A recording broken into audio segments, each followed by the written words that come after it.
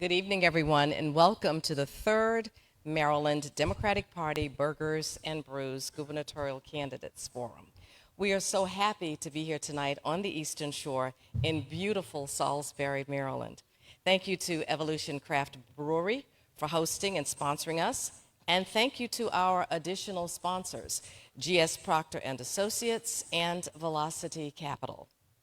I would like to welcome our Central Committee members, our elected officials, candidates, all of you watching on Facebook Live, and everyone here in person. We have held several of these forums around the state to showcase rural areas in the state. We have covered a variety of issues with the intent of helping each of you make an informed decision about the candidates who are asking for your vote. Please base your decision on who is running to make your life better and not just against an opponent. That is how we will win. We have one more forum after this. It is scheduled in Baltimore County on May 31st, so please stay tuned. We will have additional details for you. Now, I would like to introduce Jasmine and John Norr, owners of Evolution Brewery and this incredible space. Thank you so much for having us.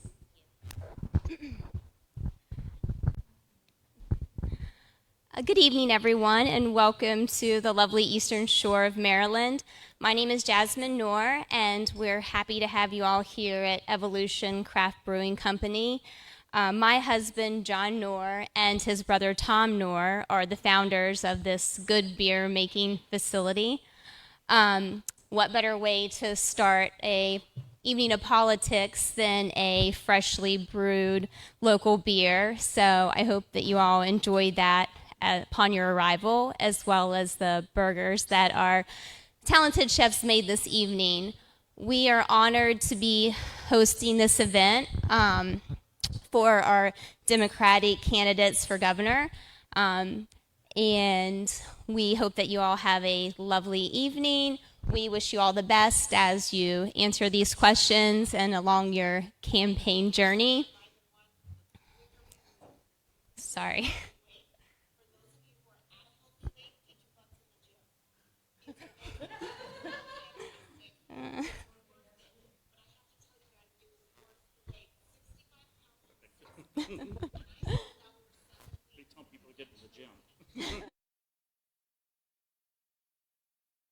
Sorry about that.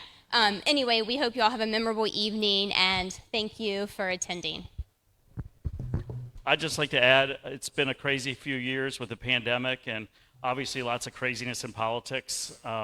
What we need is good, strong leaders. So we're really happy to have you all here, and I hope you all have a great evening here in Salisbury.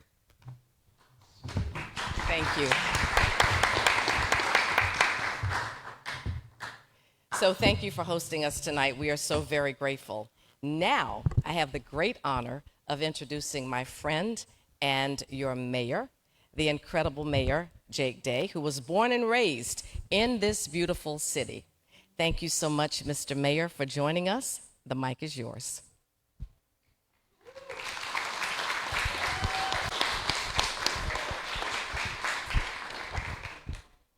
Well, let's hear it for our incredible chairwoman, please. The staff, as well as Yvette, have done an incredible job arranging this and other events around the state. And we're proud that Salisbury was chosen to be one of the locations for this type of event and gathering around the state. This is an opportunity for all of us present who don't always get to see our leaders right in our presence, and we are honored that you have chosen to be here with us tonight, that we get to ask you questions, we get to participate in discussion and dialogue with you, and I think now is as good a time as any to recognize what we can learn from each other, from the Eastern Shore, and from a little town like Salisbury. We have seen big challenges in this corner of our state. Big challenges like the housing crisis, and we have tried desperately to respond to them with local tools, to be nimble, to be adaptive, to be creative. But we also recognize that a partnership with our state leaders is critical critical to making every piece of our state, including our beloved Eastern Shore, successful and as vibrant as it possibly can be. So I look at the landscape of the last few months, and our nation's been through a lot, our state has been through a lot. But when I look at that landscape, I'm particularly turning to Sine Die and realizing that our leaders from this party were able to pass legislation to protect us from PFAS. They were able to expand our state parks with the Maryland Great Outdoors Act. They were able to ensure that community solar programs could proliferate throughout our state. They were able to fund Sustainable Maryland, which is a good thing for all of us, and increase, oh my goodness, and I just realized that the Speaker Pro Tem is in my presence. Our incredible Speaker Pro Tem, Cherie Sample Hughes,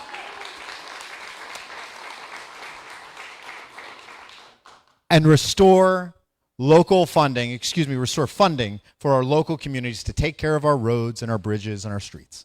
And we are so grateful. We're grateful for your leadership, Cherie.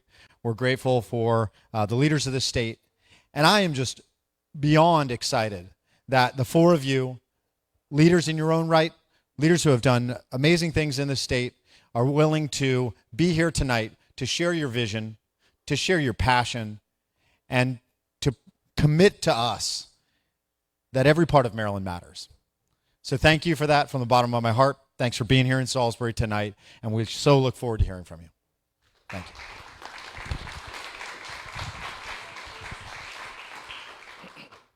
So let us begin. Our moderator tonight is Kimi Yoshino. Kimi is the new editor-in-chief of the Baltimore Banner. Prior to relocating to Baltimore, she was managing editor at the Los Angeles Times, where she worked for 21 years. At the Times, she held numerous roles as a reporter, editor, strategic leader, with oversight that crossed almost every area of coverage. In 2011, she helped guide the paper's investigation into corruption in the city of Bell, which was awarded the Pulitzer Gold Medal for Public Service. But now she belongs to us. And we could not be happier. Kimi, welcome, and the mic is yours. Thank you so much. I'm so excited to be here. As a new Marylander, this is my first visit out to the Eastern Shore, and I'm happy to be here. A few little reminders before we get underway. As you know, we're live streaming tonight, so please be careful with any noise, no booing, hissing, clapping during the forum. We have note cards that I think are out there, so if anyone has any last-minute questions, there will be people picking them up. And a reminder to the candidates, you have 1 minute and 30 seconds to answer questions. When we take audience questions, you will have 1 minute to answer those questions. So let us get going. I will start with someone different for each question, starting first with Mr. Barron. Some communities are more vulnerable to climate change than others, and some communities are more reliant on fossil fuels than others. What specific steps will you take as governor to ensure that Marylanders on the Eastern Shore and other rural areas are not left behind during the transition to cleaner energy? Thank you. It's a pleasure to be here. I appreciate the question. I'm John Barron. By way of very brief introduction, I'm a former nonprofit executive. I've been an appointee of Democratic and Republican presidents. And I can go on for hours about my background, but I won't. As to the question, parts of the Eastern Shore are on the front lines of the climate crisis. Dorchester County, there are projections that with the sea level rise, it's going to be underwater. Large parts of it are going to be underwater. So we need to take strong action on resilience. A lot of money was provided in the bipartisan infrastructure bill that recently passed Congress. What I would do as governor in allocating those funds, I would use two main principles. Number one is the need of the community. And out here in Dorchester and elsewhere, there's there's a tremendous need. The other aspect is the other main criterion would be the merits of the project, how strong it is. So we would use a competitive process to do that. Let me talk more generally. I've announced a major climate initiative. Maryland has actually led the nation in reducing climate emissions by about 38% since 2006. We've made great progress, but we need to build on it. We've done it through a partnership with other states, 11 states in the Regional Greenhouse Gas Initiative.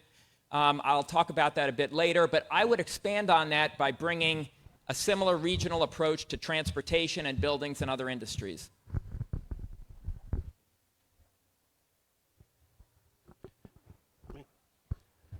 Thank you. My name is Doug Gansler. I was your Attorney General for 8 years. I was the state's attorney in Montgomery County for 8 years, and prior to that, I was a federal assistant United States attorney. So the number one job of government is to keep its people safe, and part of that is to make sure we keep our climate safe and that we keep our Chesapeake Bay clean. So as the environmental attorney general, when I served in that capacity for all the attorneys general of the United States, we took great measures, and we were on the Eastern Shore all the time. And I want to thank my colleagues who made the effort to come to the Eastern Shore tonight. The Democratic Party has decided that this should be one of the venues for one of these forums, and I think that's a wonderful thing. I just wish all the candidates had bothered to show up, because the Eastern Shore has very, very serious issues. So in terms of the question of fossil fuels, since leaving government, I represent states in suing ExxonMobil, BP, and other fossil fuel companies around the issue of climate change. So I'll continue that effort going forward as governor. But also, we need to make sure we have offshore wind off of Ocean City. We need to make sure, like at UMES and other places on the Eastern Shore, we continue to develop solar energy for our residential, commercial, and public spaces. We need to have some project that I wanted to do when I was Attorney General, which is convert the 2 billion pounds of chicken manure that goes into the bay each year into a clean power source, working with the poultry industry, because the idea of agriculture versus the environment is a false choice and one that we can reconcile. Yeah, thank you so much for this opportunity. My name is Ashwani Jain, and we released a comprehensive climate proposal and policy memo since last January 2021 when we launched our campaign. And in that, we look at the issue comprehensively. So I would require and mandate that impact studies, environmental impact studies, be done for any piece of legislation that could, have an impact on the environment. We also have to have smart growth and mixed-use development, not just focus on single-family housing, but multifamily housing as well. Stop subsidizing trash incinerators and paper mills, which are not clean energy sources. Making sure that we have more composting available, and that our composting facilities can actually compost. Right now, a lot of them cannot.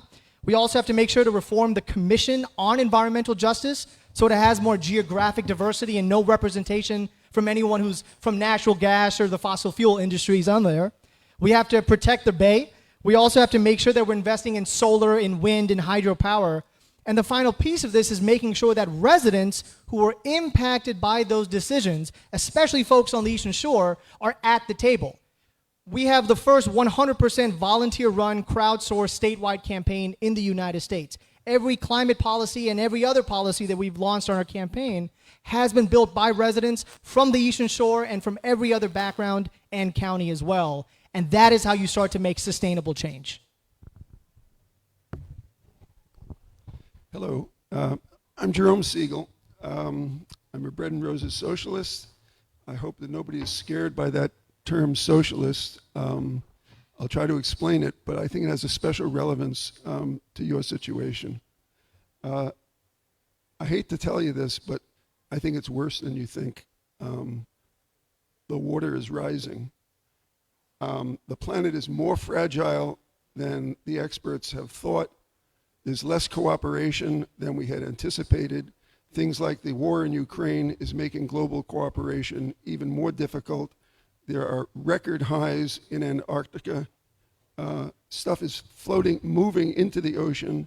And the really bad news is that before the physical damage hits, the economic damage is going to hit. Because in anticipation of the physical damage, people are going to be looking ahead 20 and 30 years and saying, is this where I want to put my house? Is this where I want to put my factory? And what's going to happen is the economic stuff is going to whipsaw you, and people are going to want to get out while they can before values go down. Now, if there's a physical thing, this country will rally around you, like we do in physical emergencies, right? For economic, we're all on our own, and the economic's going to hit first. What socialism is about is a family orientation towards the economy. It basically says, from each according to their ability, to each according to their needs. In other words, we're all in this together. And what you guys don't need is every man for himself, Jack, because that's going to come and bite. Thank you. I'm so glad that you guys are pros at this, because I was so eager to start asking questions that I didn't even introduce you and didn't actually explain the format that we were going to use. So obviously we're doing a round robin. You guys figured it out, but just so you know, I will have 4 more questions, and we will be doing them in alphabetical order. So we will start next with Mr. Gansler. Now that the Climate Solutions Now Act of 2022 has become law, as governor, you would be faced with the task of coordinating the various sectors to effectively implement the law. Do you think the law goes too far or not far enough? And what steps are you prepared to take to ensure the process doesn't get too bogged down by bureaucracy? Thank you, Kimmy, and thank you for being here. You're a rock star, and it's great for the Baltimore Banner to have you there, and obviously Baltimore itself has some crime issues that need to be worked on, which I'm looking forward to attending to. In terms of your question, as by far the most experienced person running for governor for the Democratic side, that matters not just because I sat around for 23 years in government, but have the understanding of how to run governmental agencies and work the levers of government to get things done. So when I was Attorney General, I had a special assistant for the environment directly reporting to me and with me. We did 22 river audits around the state, including on the Eastern Shore, Pocomoke River and Chester River and so forth, and took on corporate polluters and made them accountable for the pollution that they caused. So we started the first DNR docket in Annapolis, where DNR cases are there. We gave standing to environmental groups to fight the permitting process. And these are the kinds of things I mentioned because being governor, you have to implement the act that was just passed. And while I think it's great to have goals in the future that by this year we're going to reduce climate, we're going to help the climate by this much and have zero carbon neutrality, I think it's important to have somebody that actually understands how to do it. We worked with the Department of the Environment. I set up the first Attorney General's Environmental Council that worked directly with private sector and nonprofit groups to address climate change and fossil fuels, and we're looking forward to doing that as governor. Yeah, thank you so much for that question. So I think one of the best ways to actually enforce policies, enforce laws, and actually implement them accordingly is to actually have a good appointment process, making sure that as governor, the people we run and pick to run our agencies, our departments, especially in my administration, we would have a specific climate director.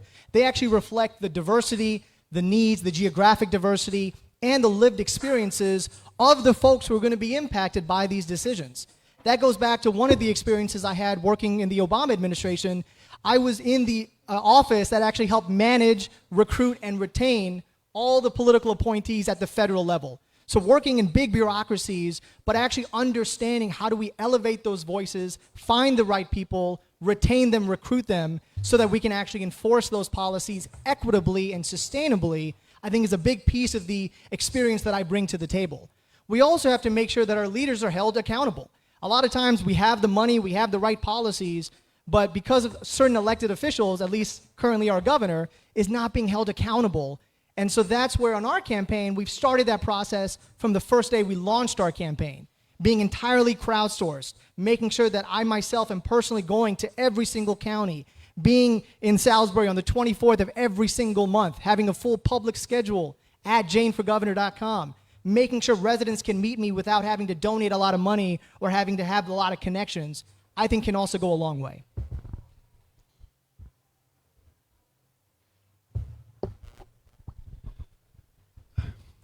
So if you followed the debate in Annapolis, Climate Solutions Now, right? Big question that people wrestled with is, What do we mean by now? Actually, it's not now. It's should it be zero carbon emissions by 2060, 2050, 2040, 2030, right? I'll raise you 5, 2025. You can go on like that. The truth of the matter is, if you're going down to the Chesapeake and you're measuring the level, it doesn't make any difference whatsoever. Not one bit. The water level is not going to be up a quarter of an inch or down a quarter of an inch if Maryland meets its goals of zero. Now, we have to do it for moral reasons, but for practical reasons of affecting the water level, it doesn't matter when we do it because it's global. So the real issue, is there anything that Maryland could do that's global, right? And what I argue, I wrote a book called Graceful Simplicity, The Philosophy and Politics of Simple Living. One of the things I argued in there is essentially nobody ever died wishing they had spent more time at the office. There are things that are more important than money. And one of them is beauty, and that's why I called it graceful simplicity. It's clear being down here, I don't have to convince you people, right? You're here because you believe that beauty is more important than money. At least that's my take on you. But what Maryland has to do, and that's why I say we should become the graceful simplicity state, is to model for the world an alternative conception of what a developed society is that isn't just a mass consumption society. Because if the third world follows our path, the whole planet is gone. We could just write it off. Well, I'd like to answer this question as the person who's running for governor that has by far the most experience in driving successful policy change. So, yes. Here's the theme of my campaign is to do what is, and I hope to talk about this more tonight, to advance proposals and policies, initiatives that don't just sound good, aren't just well-intentioned, but have been tested in the real world and shown to make a big difference in people's lives. Now, in the area of climate, here's what we would do. We announced a comprehensive climate initiative on our website a few weeks ago. I've talked with a number of people around the state about this. Maryland has led the nation in reducing climate emissions. We've had a 38% reduction in climate emissions, most of any state since 2006. One of the reasons for that is we've been part of, as I mentioned before, a regional initiative called RGGI, where we work with 10 other states to put an enforceable cap on carbon emissions from utilities.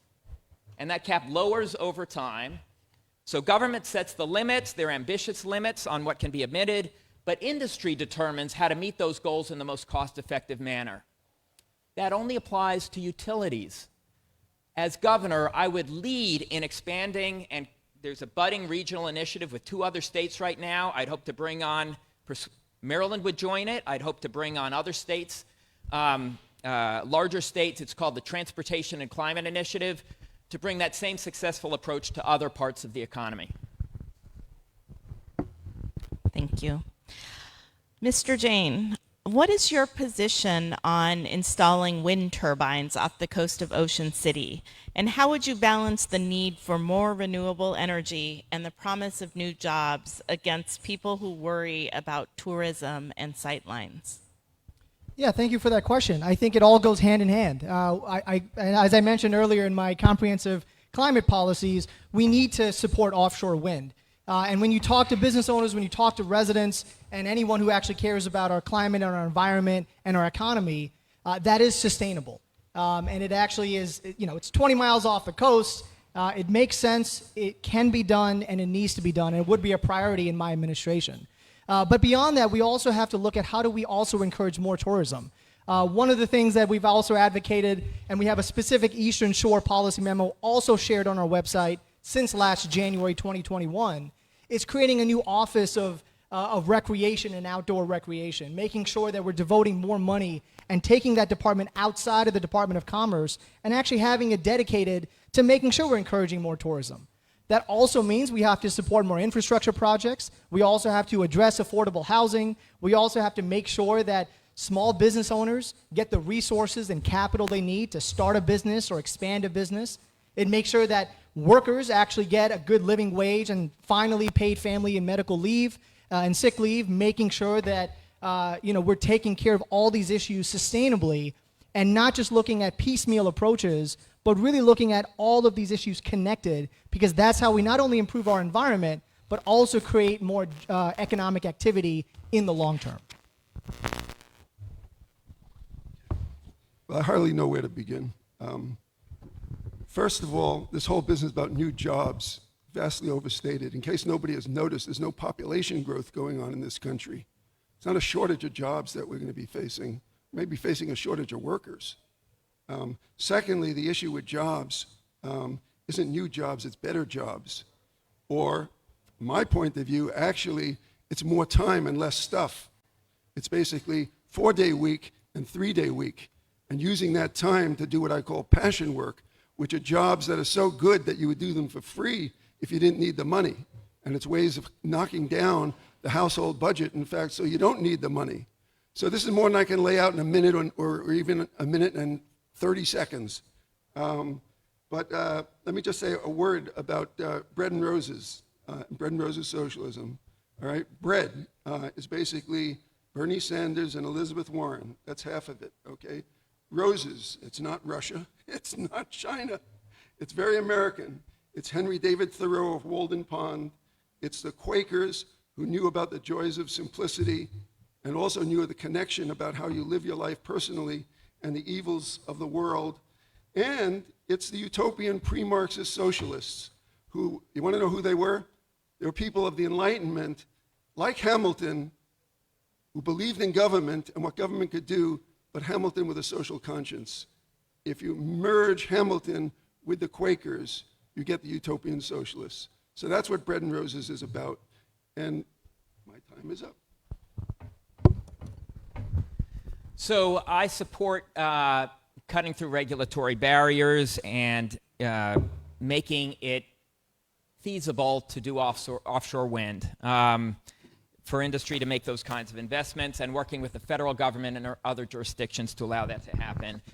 Also making sure it's done in a way that is far enough off the coast that it doesn't damage tourism and just the beauty of the coastline. More generally on the climate, these are the principles that I would advance. Number one, as I described earlier, government sets enforceable targets for carbon emissions in different areas of the economy. Number two, government is technology neutral. So it may be wind, it may be solar, it may be geothermal, it may be conservation.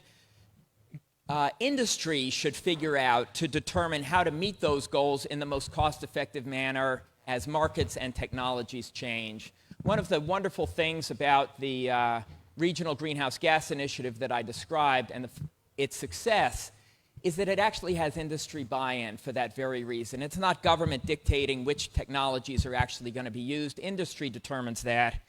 The other piece is it's important to act regionally. Maryland is one medium-sized state, but if in these regional initiatives we can bring on other larger states like New York and New Jersey, we can have a much larger impact.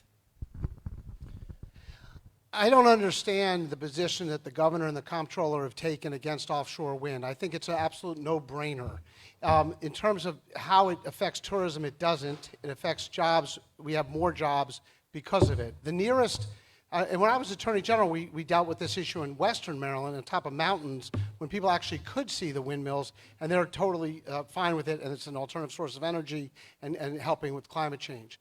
If you look at offshore wind off Ocean City, the closest wind turbines would be 11 miles, most likely 13 miles into onto the horizon. It's a blip that you can barely see unless you're really, really looking hard, as if you're looking for dolphins going by or whales. But that's only part of the solution. Obviously, we already talked about solar power as being part of the solution. We also need to make sure we create the infrastructure for electric vehicles. On the Eastern Shore, people drive. We don't have mass transit. On the Eastern Shore, people are in their cars.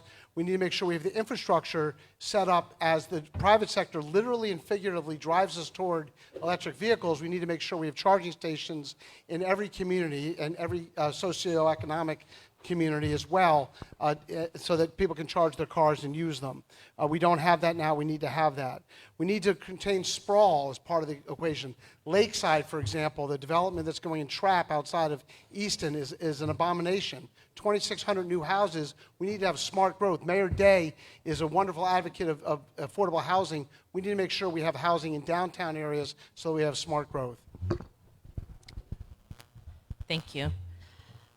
Dr. Siegel, the Back River wastewater treatment plant is located in Baltimore County and is the largest wastewater plant in the state. It treats 180 million gallons a day. But when sewage is only partially treated, harmful bacteria and nutrients have imperiled efforts to clean up the bay, stimulated damaging algae blooms, and contributed to dead zones, sickening people who come in contact with the water. The treatment plant has had so many violations and problems that the state is moving to take it over. What more should be done to ensure that wastewater treatment plants are operating to their highest level? So let me push back a little bit about on the format of these debates. What we need in this country right now is something like Lincoln Douglas. Just imagine Lincoln Douglas going around before the Civil War and we left it up to the local journalists to give them the questions. Okay? So it should be up to a candidate, basically, to define what the big issues facing our society are. So I'm going to use this time not to answer that question, but to go on and explain something big, right? So politicians make promises, okay? I'm going to make some big promises, bigger than any that you've ever heard, okay? I'm going to give people of this state, if I am the governor, an option. The option is going to be, do you want Friday? Do you want your weekend to start on Thursday, and then 10 years later, we'll set it on the path that you'll have another option if you want. You can make more money. You can stay the 5-day work week if you want, but there'll be a real option, in fact, to have your needs met Monday, Tuesday, and Wednesday, okay? That'll be the option. It's called the simple living option. How do we do that, okay? You look at your household budget. When you go home, break out your checkbook. I'll tell you what you'll see, all right? Taxes, shelter, and transportation are 50% of what people spend their money on. Translate that into work time. You work half a year or half of the week, 2.5 days, to pay those three things: taxes, shelter, and transportation. Transportation is 20%. We've got a plan to knock that down to 5%. On taxes, we're going to have progressive taxes. So for the bottom third, we're going to zero out taxes. For the top third, we're going to raise them. And finally, for shelter, we're going to have small and tiny homes with 10 and 15-year mortgages, zero interest, and in 10 and 15 years, people are not going to have to pay 25%. They'll have paid off their mortgages. It's not so hard to do, and we have the option. If you live frugally, you can live on a 3-day work week and live your passions. I would just remind you that while you may not want to answer my questions, this debate is, or conversation is about the environment, so maybe you could keep your comments to that topic. I'll do my best. Thank you. Okay, so I support actions to ensure that the Baltimore treatment plant and others are brought into compliance. Here is to paint the larger picture. Maryland has actually done quite well in reducing wastewater emissions. We are on track toward, overall, there are exceptions as you just described, but overall we're on track to meeting the 2025 goals set out by the EPA in wastewater emissions. We're not quite there in stormwater emissions, but we're pretty much on track in many of the areas. Going forward, the major problem with the Bay is not Maryland so much as other states, New York and Pennsylvania, which have much less shoreline against the Chesapeake Bay and are very far from meeting the 2025 goals. So this is another area where, to make sure the Chesapeake Bay is clean, we need to work regionally. And we need to work with the Federal Environmental Protection Agency to make sure that that those other states are brought into compliance. That really is the central challenge, getting the other states, working with them, and I would take a lead on that as governor, working with the other governors in those jurisdictions, working with the federal EPA to make sure that those other states and whatever Maryland can do to help facilitate the process, that they're brought into compliance with the EPA goals. And some of the reason why we are the most compliant is because as Attorney General, I went after wastewater treatment plants that were not in compliance. And obviously that slipped over the last 8 years with a Republican governor, which is why it's so important for the questions that are being asked tonight that we have a Democrat that can actually win the general election so that every time it rains in the state of Maryland in the 21st century, raw sewage isn't being pumped into our streams, our rivers, and our land, into the water we drink. And so we need to make sure we take on, have somebody that has done it before, not just reading consultant notes, but actually has done it and can do it in the future. Because what you've done in the past, you'll do in the future. So I took on PPG when a West Virginia plant that was putting mercury into the air and dumping acid rain in western Maryland. I took on the power plants that were violating the emission standards. And these are the kinds of things. We took on American Electric Power, an Ohio company that was polluting our air here. And we need to have that same type of vigilance and enforcement mentality to make sure wastewater treatment plants aren't polluting our waters. When I was Attorney General, I led the fight to get Roxarsone, which is arsenic, out of our chicken feed, which was going into the water, again, something that people do not want to drink. Mayor Day mentioned PFAS. That's the forever chemical that we need to make sure we're vigilant in protecting against. And the last thing I'll talk about is the Conowingo Dam.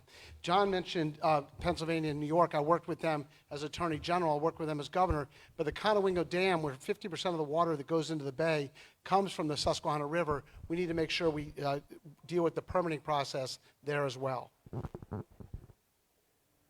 Yeah, thank you so much for that question as well. So I think we obviously need better and smart regulations and also need to penalize any treatment centers, any plants that don't comply with those smart regulations.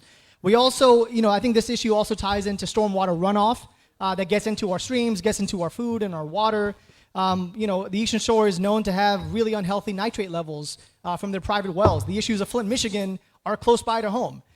We also have to make sure we have better inspections and penalize poultry farms who don't comply with those inspections. That has not been the case in this administration.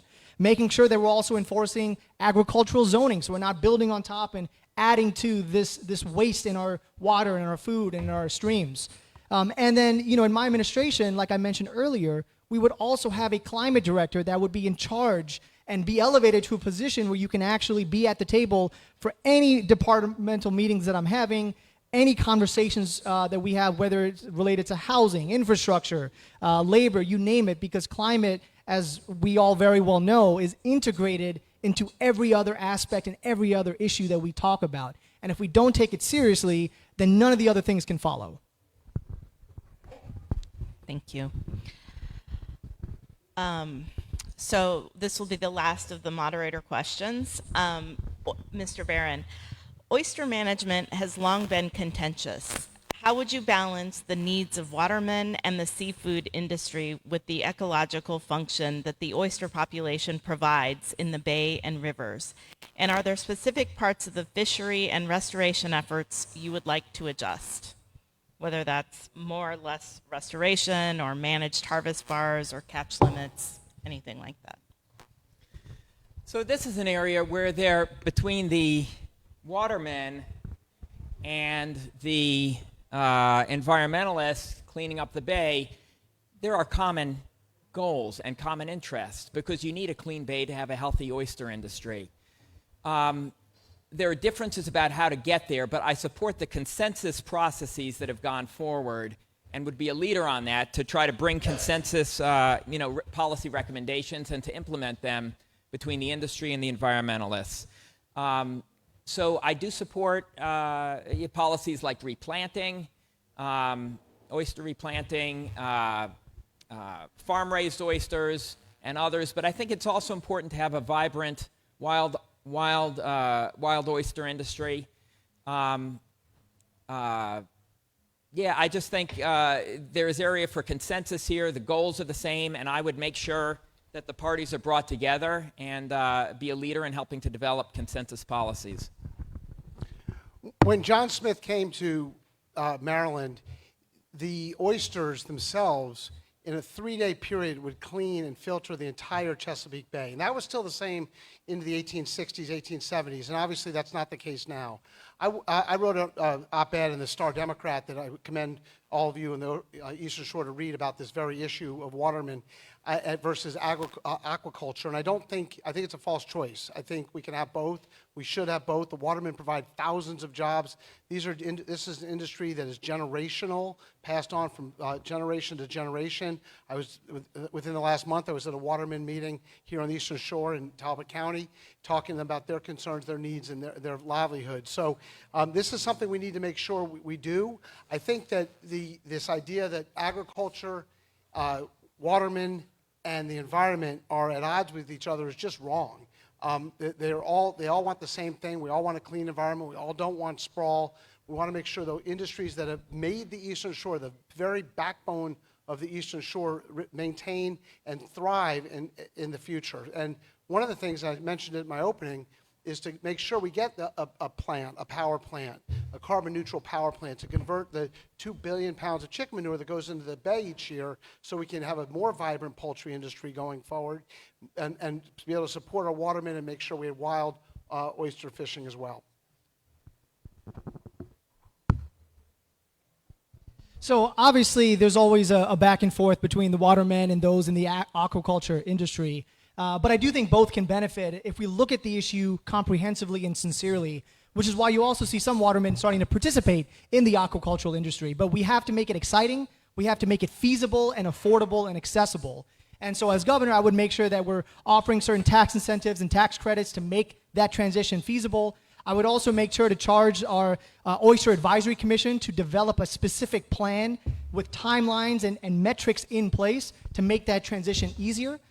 We also have to provide more dedicated funding for example, the Horn Point Lab at UMD and the Chesapeake Bay Foundation, which is really focused on harvesting oysters in a sustainable way, using solar fields as well.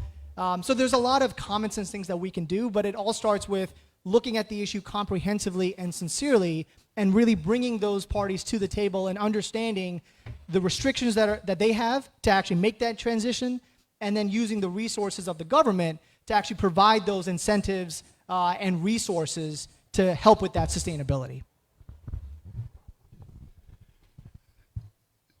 So I've done about 20 of these forums so far. Actually, this is the first time I ever saw a candidate chastised by a moderator.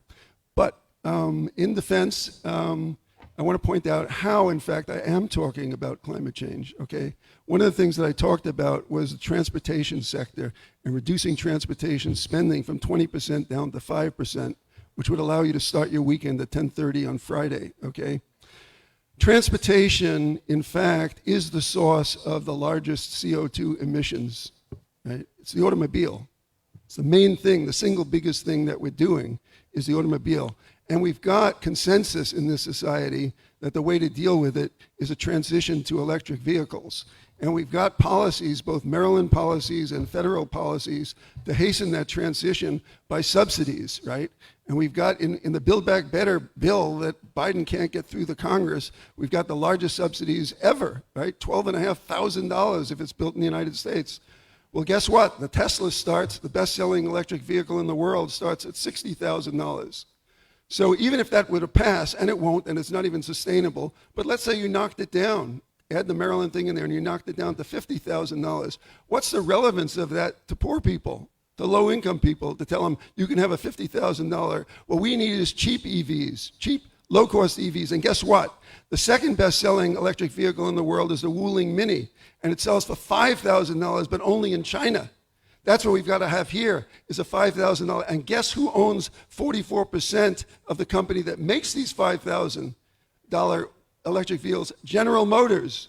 And so if I'm governor, I'll deal with Detroit, and we will have low-cost EVs. And the first people to get on the road and zip by with a clean car will be low-income people, not the upper middle class. Okay, that's what Bread and Roses socialism is about. Thank you. So I've been handed a number of questions from the audience. We'll take the first one, and I will remind you that I think you are now on an even tighter timeline of 60 seconds to answer the question. And I think this question may actually be from Mayor Day. In Wicomico County, failing septics endanger both bay and human health. Limited funding solutions and slow bureaucratic processes have led to no forward progress on connecting septics to advanced existing sewer systems. If elected governor, how might you break this logjam? Oh, I'm sorry, Mr. Gansler. Thank you, Mayor Day. And one of the problems with this very issue of connecting to septic is that most mayors and most politicians don't talk about the underbelly of the sewage system, but the ones that care about the people and their towns do.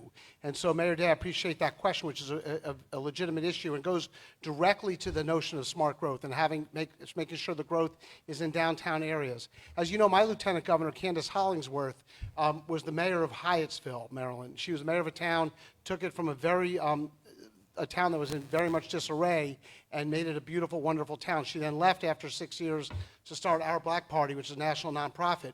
But when she was there, she dealt with these issues, and we're going to make sure, the Eastern Shore in all 9 counties is really a collection of small towns and cities. And we're going to make sure that issues like the septic system as well as broadband are addressed on a town-by-town, city-by-city a way of doing things manner as Candace did in Hyattsville. Thank you so much for that question. I think it really it does start with having smart growth and mixed-use development, like I mentioned earlier. It's also talking about having smart regulations and enforcing those regulations, as was also mentioned in one of the previous questions, making sure that my climate director is at the table for all those conversations. And then another big piece of this is actually partnering with local leaders because they're the ones closest to the problem and better able to manage the day-to-day solutions. And as governor, making sure that we're allocating the budget efficiently, that we're appointing leaders at those agencies who are also willing to go out into the communities. And finally, not forgetting about the residents, the actual day-to-day residents of Maryland, day-to-day residents of folks on the Eastern Shore who are having to live with the impacts of either good decisions or bad decisions. And I think that goes back to how we're running our campaign, not just talking the talk, but giving those same residents a genuine seat at the table from day one of my operation. We didn't get a chance to introduce ourselves, okay? A half century ago, actually, almost, 1975, I came to Washington. Came to Washington to work on the Hill. I worked on the Hill for 4 years, 2 on the staff of the House Budget Committee.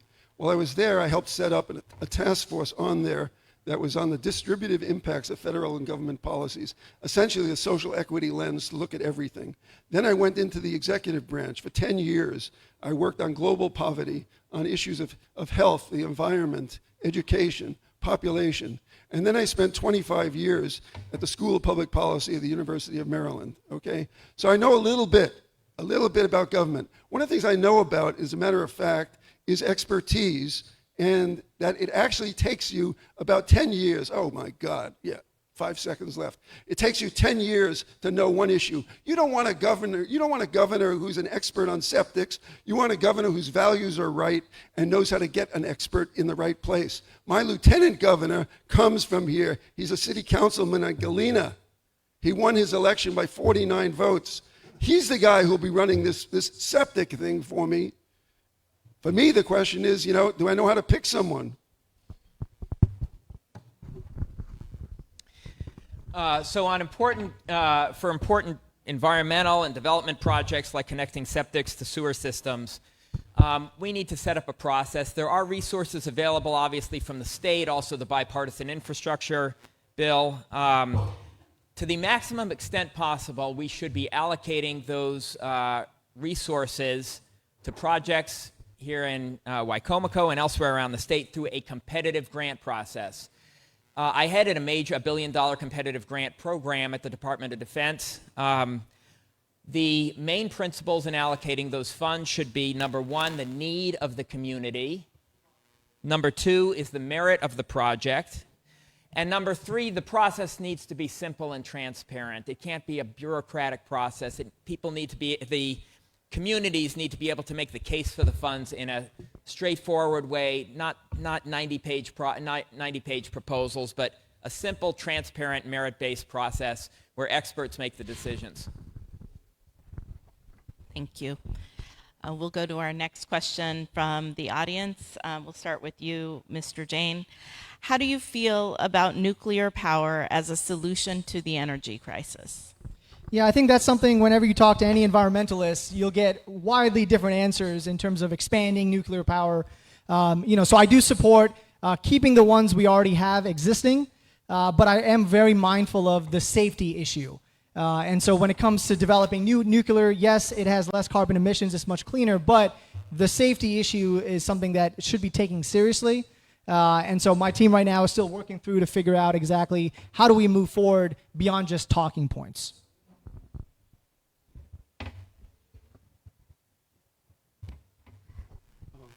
Okay. Yeah, nuclear power is one of the things I worked on when I was on the Hill. I hate it because there's no solution to what to do with the nuclear waste. And yet, it turns out, because of the horrors of coal and fossil fuels in the transition, I think we've got to go with it. But I'll tell you, we're thinking the wrong way. It's not nuclear power that's the threat to global warming. You guys, I don't know what you guys are listening to. Are you paying any attention to Ukraine? The issue right now is whether or not the Russians are going to use tactical nuclear weapons. The world is going to heat up. It may heat up within months, and it's not carbon emissions. We may have tactical nuclear weapons that are a 15th of the size of the Hiroshima bomb. That's why they can use them. So our perspective, is global. And I'll tell you, it's foreign policy that I've got my expertise on. I've worked for 40 years on the Israeli-Palestinian conflict, and that's why I can tell you how long it takes to even know an issue. But you need a governor who knows more than about septic tanks, because we have things to do, as a matter of fact, with Ukraine. For instance, this stupid gas holiday. If we wanted to put pressure on the Russians, we'd have a holiday, a no-drive holiday. And we would return our imported oil to the international market rather than sucking up to our consumers and lowering prices. We need carbon taxes. And so what do? We lead the country in the worst possible direction of cutting carbon taxes. So we got to wake up. Wake up. There's a bigger picture here. Nuclear power currently, the Calvert Cliffs nuclear plant in Maryland, does provide a sizable portion. I think it's about 30% of the electricity in the state, and I support its continuation.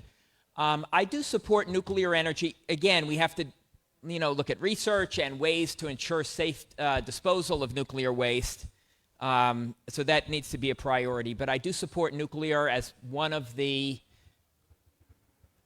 options in terms of reducing carbon emissions, because it can be an essential piece of it.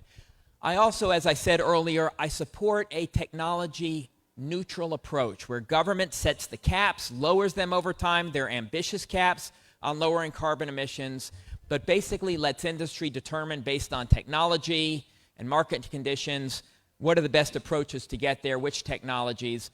I live by the C&O Canal in Montgomery County. Within 20 years after the C&O Canal was built, it was obsolete. People thought the canal was going to transport goods around the country. Canals were taken over by railroads. It's unpredictable. We need to be flexible in reducing carbon emissions, how we get there. As the candidate running for governor from actually both sides, that is an environmental candidate, has experience in the environment, regulating, enforcing, and creating laws around the environment, I actually side with my colleagues here. This is a very difficult issue. Nuclear power is clean and it's safe, but the perception is that it's not safe. And so the public sentiment has not caught up to the reality, but nuclear power should be something as part of the equation. It's not the top priority. We need top priorities being wind power, solar power, electric vehicles, mass transit. Those are the top priorities because of the expense, frankly, of nuclear power. Calvert Cliffs, which was part of the regulatory framework as Attorney General, has been safe and needs to continue to be safe and regulated and be a part of the source and part of the solution to fighting against climate change. But it's certainly not something that we should be putting the entire weight of government behind to build more nuclear plants in the near future. Thank you. moving on to our third question, we'll start with you, Dr. Siegel. How should Maryland handle single-use plastics, new and existing?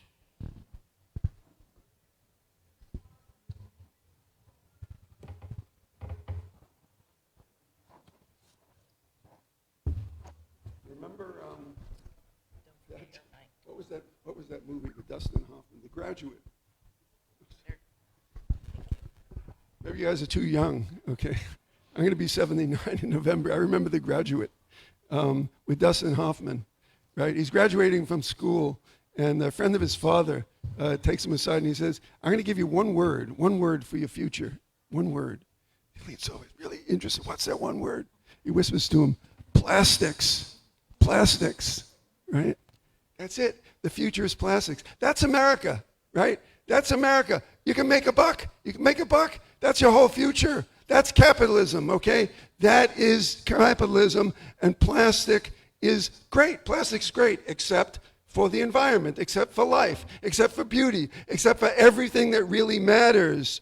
Okay, so we've got to turn this society around. And I don't know you guys personally, but if I drove around here, it looks to me like this is a place where you value beauty over plastic and beauty over money. And you need time, and you need to be able to live frugally and have your needs met with less time at the office and more time to do what's beautiful and right in your jobs. And forget about the jobs where you're working for somebody else. Think about your passion work, what you would do if you can make your ends meet on 3 days a week, what your life would be like. And they say taxes is the price of civilization. And I say higher taxes are the price of a Renaissance civilization. And that's what we should have.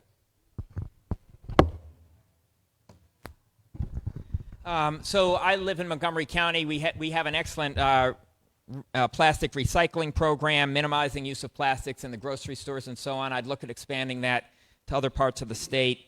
One of the other aspects of my plan is this regional initiative that I described of putting a cap on emissions, and industry determines they have to buy permits to pollute, and to do it in the most cost-efficient way, is it generates significant revenue for the state.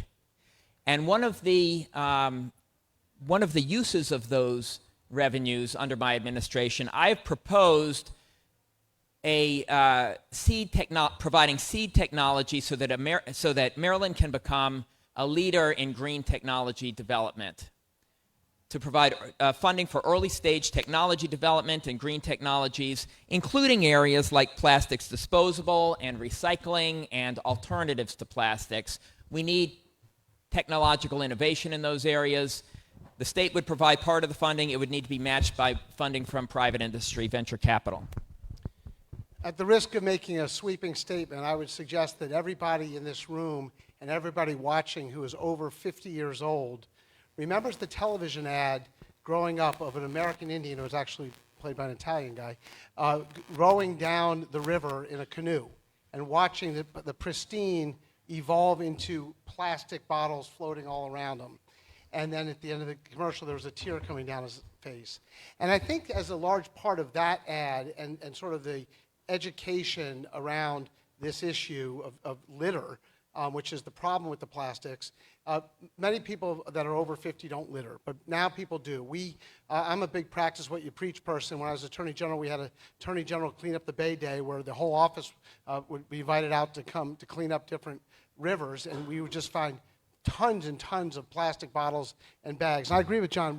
We've banned them in Montgomery County in plastic bags, and there's no need to have plastic bags. And I think the private sector is actually moving away from the bottles as well, because it is a huge source of pollution. So since January of 2021, we've shared in our climate policy memo at janeforgovernor.com that we want to completely ban plastic bags. It is the right thing to do, and what we would do in terms of revenue is make sure that you charge a fee in the short term. Some of that money goes to the state government. Some of that money stays in the local government as well. We also have to make sure we increase the fossil fuel fee. We also have to make sure that we offer free public transit, which is one part of my Maryland Now plan. It is fully paid for. And again, you can go to janeforgovernor.com to hold me accountable and look through the details of that plan, making sure that more public transit is available and affordable and accessible. We also have to redevelop brownfields, which are essentially old landfills that are too polluted to generate any revenue or housing or education, but would be great for solar fields. And then we also have to make sure to invest in more community solar. So these are some additional aspects of how do we actually clean up our environment and also help our economy at the same time. Thank you. I was handed one more question from the audience, so we'll take that, starting with Mr. Barron. The Maryland legislature has just passed the law requiring we meet net zero carbon emissions by 2045. Specifically, how do we get there? It's a great question. We get there by doing building on what has worked in the past. Now, I mentioned we've been part of this regional initiative since 2009 called RGGI that has worked very well in reducing emissions from utilities. Among all 11 states, carbon emissions have been brought down by 47%, which is remarkable. This is a regional initiative that was started by it has bipartisan support. It was started by a Republican governor of New York, George Pataki. It has industry buy-in because, as I mentioned, industry determines how to meet these enforceable caps. But there are other utilities are just a part of the problem, a small, modest part, but a sizable part. We need to expand that to transportation, that same approach, a regional initiative to transportation and to buildings and industries. Transportation accounts for 36% of carbon emissions. We should build on what works, a regional approach, not just Maryland. We need to start by having an environmentalist who is a pro-business person as our governor. And we need that's where you start. And then you have an environmentalist as the Secretary of the Environment and all the other agencies that come under that. So I think that's where you start. I'm always suspicious of politicians that say, oh, some year in the future we're not going to be in office anymore. We're going to have net zero carbon emissions. But I think we are well intended. I think the legislature was well intended, and setting goals is certainly important. I would commend you to Green Maryland. It's on our website, douggansler.com. It's by far the most comprehensive environmental program. It was the first environmental program up there, and all the things we've talked about tonight are on there, containing sprawl, moratorium on building in the critical areas for 5 years, wind power, solar power, electric vehicles, infrastructure, mass transit. I mean, when Governor Hogan canceled the red line, it was like taking a sledgehammer to the city of Baltimore. The Purple Line, connecting Shady Grove to Frederick by mass transit, and the Southern Maryland Light Rail from Branch Avenue into Charles County. So on our website, janeforgovernor.com, as I've mentioned earlier, since last January of 2021, we set the goal of 80% by 2030 and 100% by 2035. And the way to do that is by looking at climate change and infrastructure in a comprehensive way, making sure we have environmental impact studies done, making sure we have smart growth and mixed-use development, making transit completely free for every resident, having more designated bus lanes and HOV lanes, making sure that we have the Purple Line, the Red Line, the Southern Maryland Rapid Transit Project, making sure we sustainably expand the Bay Bridge, making sure that we have composting that's actually working for us, making sure we stop subsidizing trash incinerators and paper mills. If you look at all these issues comprehensively in that manner and have each of those policies made by residents impacted by those decisions, that's how we start to move up the timeline, because we don't have a lot of time left. All right. If you look at the legislation that was just passed, the Climate Solutions Now Act, what you'll discover is that the legislature was very wise. It set certain goals, and it essentially said, we don't know how to get there, but we do know how to have a process that maybe will give us the answer if there is one.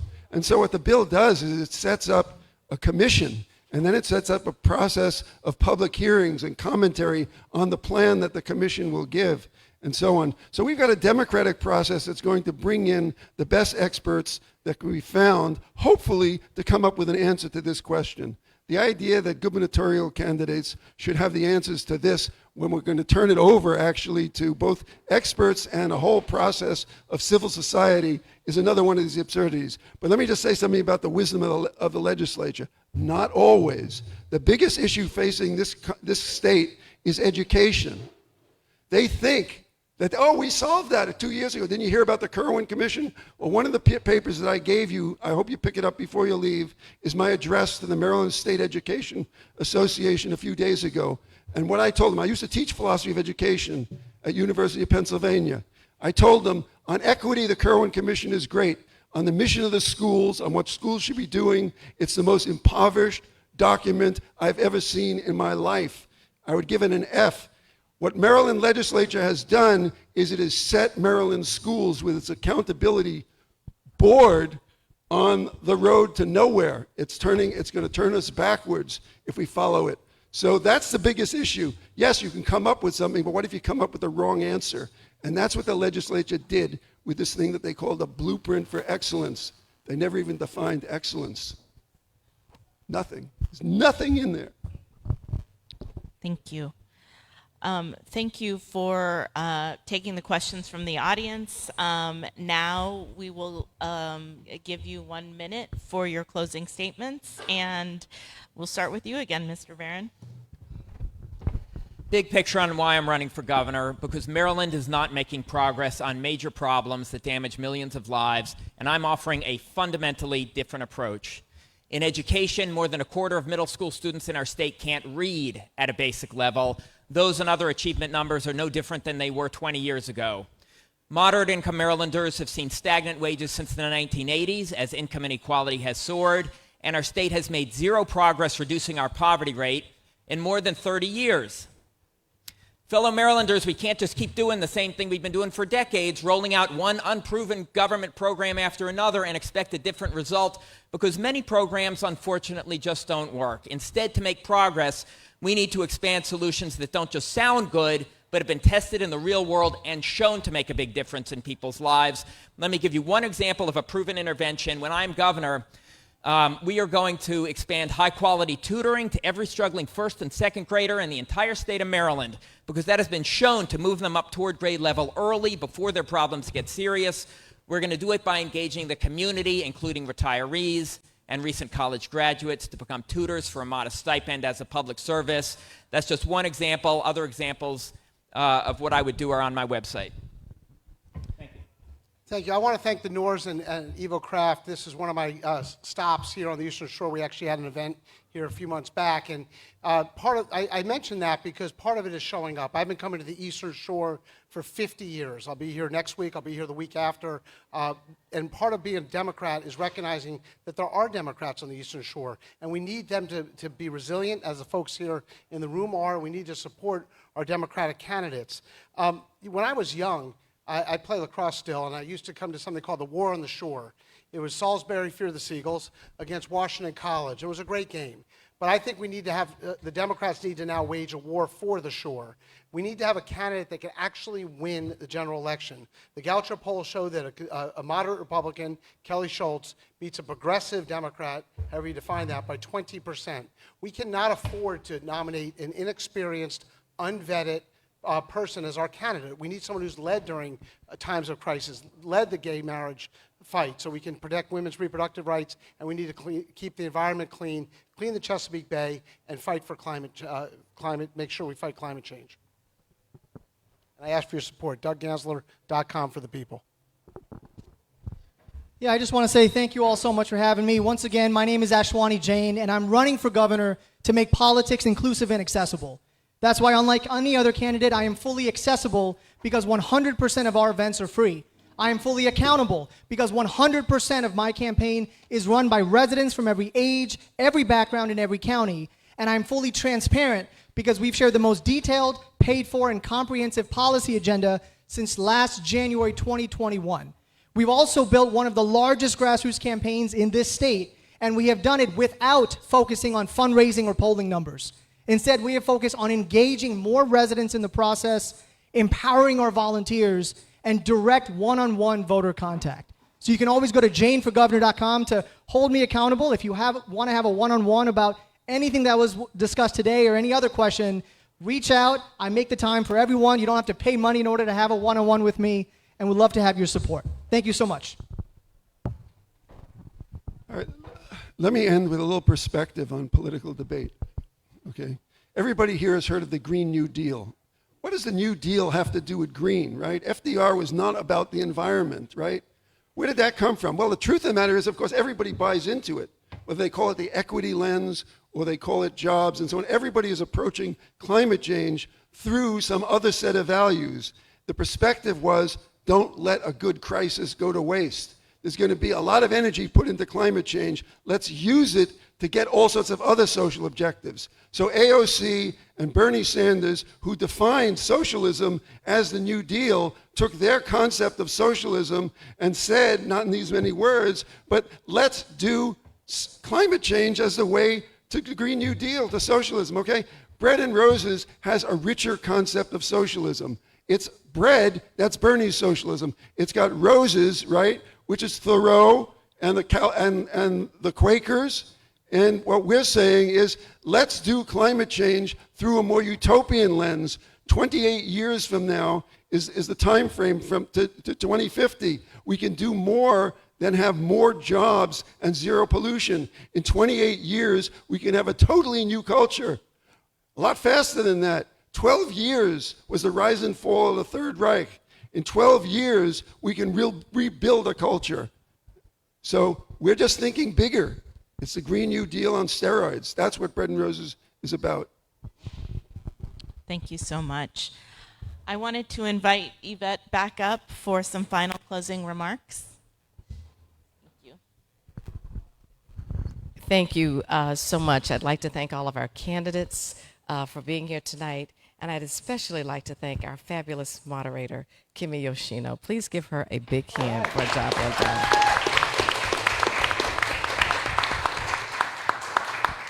We'd like to thank you, Evolution Brewery, for hosting us, and our sponsors, GS Proctor and Associates and Velocity Capital, who make these events possible. Thank you to all of us who have joined us online. Thank you for all of you who came to be with us tonight in person. Our next event will be on the 31st of May, so stay tuned. We'll have details for that. I also want to take this opportunity to let you know that you'll get a chance to hear from our gubernatorial candidates at our upcoming gala.